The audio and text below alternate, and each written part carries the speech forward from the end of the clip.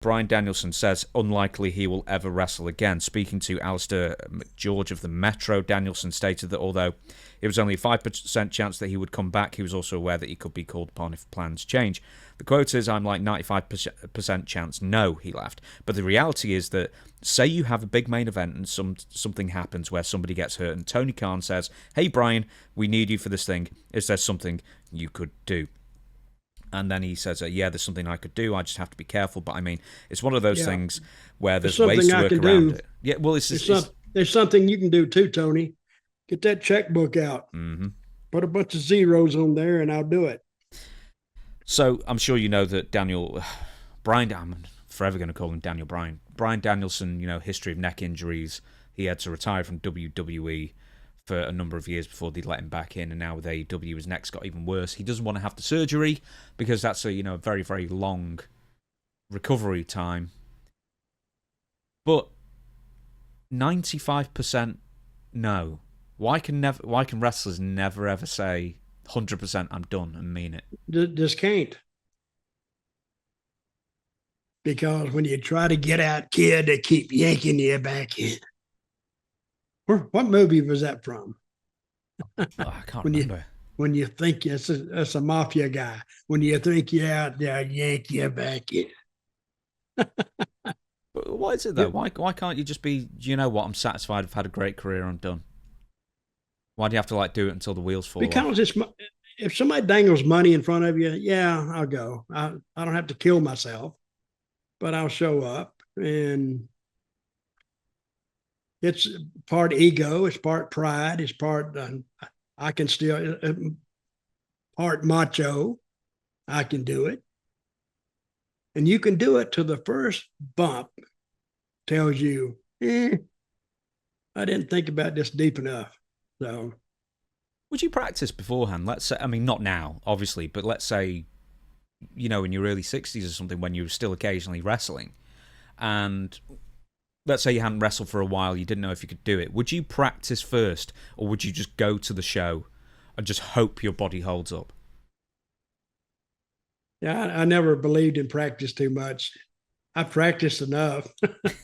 No, I mean, take some warm-up bumps and see how your body reacts, or do you just hope for the best and take the money? No, I knew when I got that age, hey, this is done.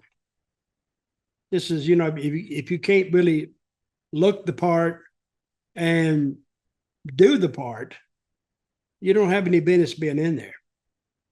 My business is done at the signing table. And hey, talking to fans, I love talking to fans anyway, because they have some great memories.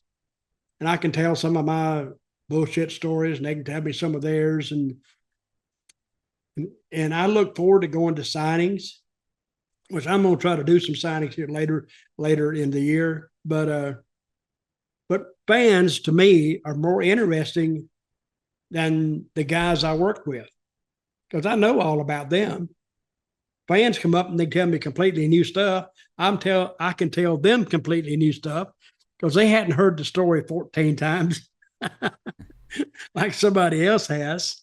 But I enjoy that. But yeah, if I got in the ring, I wouldn't even attempt to have an actual match.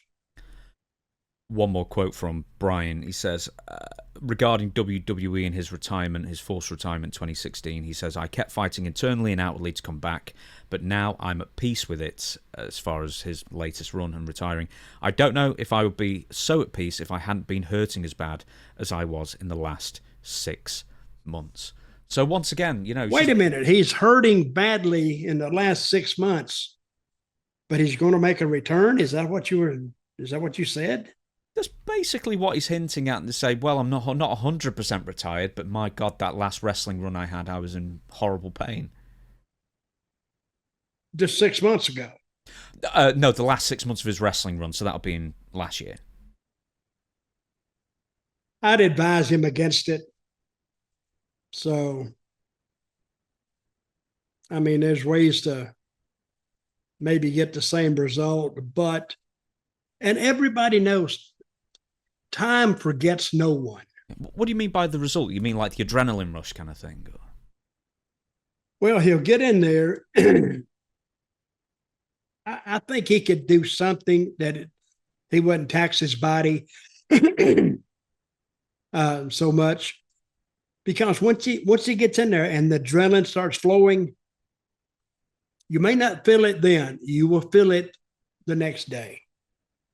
So when you wake up and you can't move because your vertebrae has swollen and certain discs, and it's, we put our wrestlers put their bodies on the line every time they get in the ring. The only thing that saves them is they're either fat, because you see a lot of fat wrestlers, or they're lucky. And you see more of, like, if you're not watching WWE or AEW, you see all those matches and guys doing all kind of crazy stuff, which we're going to see in just a minute. But that some of those moves can kill a guy or certainly paralyze him for life. But we never think about this. A stupid wrestler would go in the ring years ago when they were trying to devise this business before they finally figured out how to do it. And I don't think it was the wrestling people that figured out how to do it. It was the TV people who figured out how to do it and sell it and to make money on it. Our Vince would still be running house shows if he hadn't first been approached by a TV executive and gave him the idea. So, and now we're reaching millions and millions and millions of people. And the business right now, since the changeover to Triple H and The Rock, it's undergoing I would like to say a renaissance, but I don't think it's that good. But it's undergoing a transformation, and it's not going to resemble what the older fans remember as wrestling. But if you watch some of that early wrestling, you say, damn, this is boring as hell. But it wasn't then. So unless they're going out there and going 90 miles an hour right now and trying to kill themselves, a lot of younger fans, they just get turned off on it. They've seen it before. And that's why I think story is so important. Now, the story, let's get back to story. The story with Cody can really override everything. The story with Cody and The Rock and Cena, that overrides everything. That overrides work rate. But we did find out that they said John Cena only had 4 moves or 5 moves. I don't think I saw 5 moves in that WrestleMania match. He got in the ring and talked, and this is another thing. Did you see Randy Orton lay him out? Yeah, the next night, yeah. That didn't make sense to me either. Why, when you got a champion and Randy Orton lays him out? That's what Cody was doing. Then they had the match, and then Cena laid him out. So if you're getting predictable like that, you got to watch that too. I don't even think they needed physicality in the first one, to tell you the truth. I think they could have talked their way there. An old promoter told me one time, he says, talk them in the building. Talk them into the building. And he said, we don't have to do all that stuff. We can talk. And he was a great talker anyway, Ron Fuller.